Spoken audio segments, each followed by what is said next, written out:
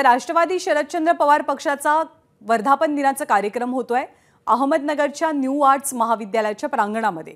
या कार्यक्रमस्थळी कशी तयारी सुरू आहे आढावा घेतला आमचे प्रतिनिधी सुनील भोंगळ यांनी।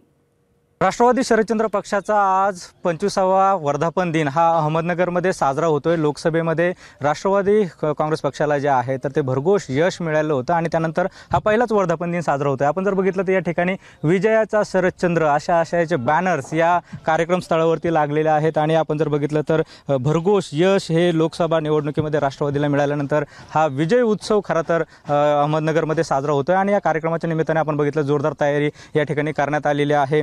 पहिल्यांदाच आपण जर बघितलं तर ग्रामीण भागामध्ये राष्ट्रवादीचा हा वर्धापन दिन साजरा होतो आहे आणि खऱ्या अर्थानं लोकसभेमध्ये जे यश मिळालं त्याच्यानंतर प्रथमच हा वर्धापन दिन या ठिकाणी साजरा होत असल्यानं याला विजय उत्सव जो आहे तर असं देखील संबोधलेलं आहे राष्ट्रवादीच्या सर्व नेत्यांनी आणि जोरदार तयारी या ठिकाणी आपल्याला झाल्याचे एकंदरीत पाहायला मिळत आहे। दुसरीकडे जर बघितलं तर कालपासूनच अहमदनगर शहरामध्ये रिमझिम पावसाची जी आहे तर ती सुरुवात झालेली होती आणि आज देखील पावसाचं सावट कुठेतरी या कार्यक्रमावरती असल्याचं पाहायला मिळत आहे। मात्र राष्ट्रवादीच्या सर्वच कार्यकर्त्यांमध्ये मोठा उत्साह जो आहे तर तो या वर्धापन दिनानिमित्त आपल्याला पाहायला मिळतो आहे। राष्ट्रवादीमध्ये खरं तर फूट पडल्यानंतर राष्ट्रवादीचे दोन भाग झाले आणि दोनही पक्ष आजच जो वर्धापन दिन आहे तर तो साजरा करताना दिसत आहे।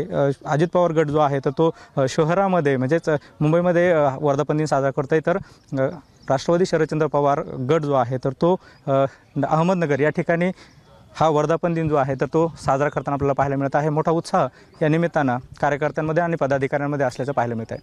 कॅमेरा पर्सन मयूर वारगजेसह सुनील भोंगळ, एबीपी माझा, अहमदनगर। एबीपी माझा, उघडा डोळे बघा नीट।